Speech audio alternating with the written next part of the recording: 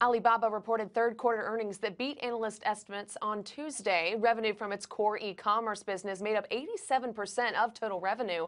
However, even with that large of an input, its chairman Jack Ma has been downplaying the strategic role of e-commerce and instead refers to it more as a data company.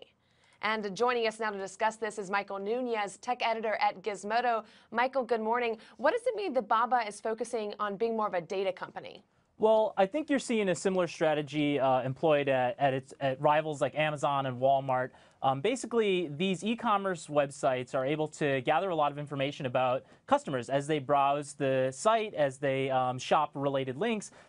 So I think Alibaba's long-term strategy is less focused on e-commerce because on the back end, they're actually gathering a lot of information about the way that people consume goods and really trying to determine sort of how people are inspired to make purchases online. And what steps has it taken to expand outside of e-commerce, do you think?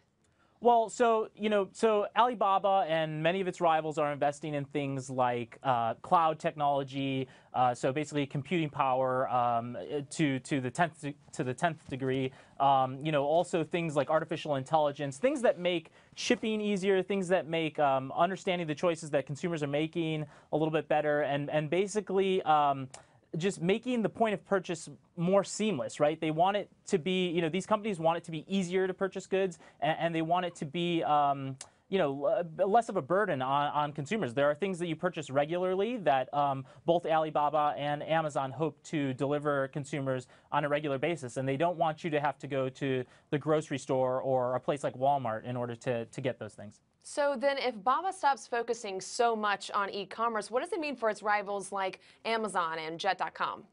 Well, it means that there's basically this is sort of an arms race to artificial intelligence and to building these data systems that control the warehouses and the way that goods are organized and then shipped to consumers. So what most people don't see is that arms race, right? The fact that there's very little talent available for artificial intelligence systems. The people that build these systems are really hard to find, and so I feel like a lot of people don't quite understand how difficult it is to find those type of engineers.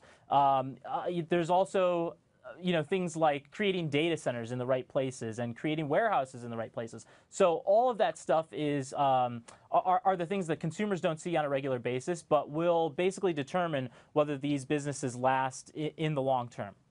And Michael, we saw Chairman Jack Ma make headlines when he chatted with the then President-elect Donald Trump about how to create 1 million jobs in the U.S. How do you see this playing out? Well, all right. So 1 million jobs is it's an incredible figure to cite or to release.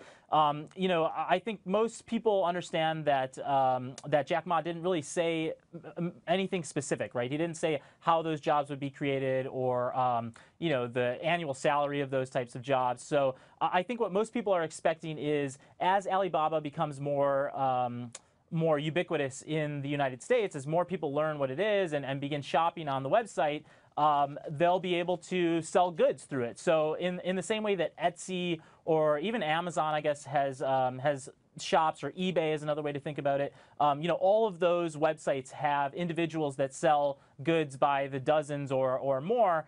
And so Alibaba, when they say they're going to create 1 million jobs, I think they're referring to people selling goods on their platform online. So whether those are sustainable jobs or not, or enough to create a living wage is an entirely different debate. But I think in large what you're seeing is that Amazon wants to have a greater presence in China, Alibaba wants to have a greater presence in the US, and both are relatively similar when it comes to the way that they've constructed their businesses. This is go ahead. I guess that time will only tell, right, Michael? Yeah, that's right. Well, thanks so much for joining us, Michael Nunez there. I'm Landon Dowdy. Have a great day. Hey there, thanks for checking out CNBC on YouTube. Be sure to subscribe to stay up to date on all of the day's biggest stories. You can also click on any of the videos around me to watch the latest from CNBC. Thanks for watching.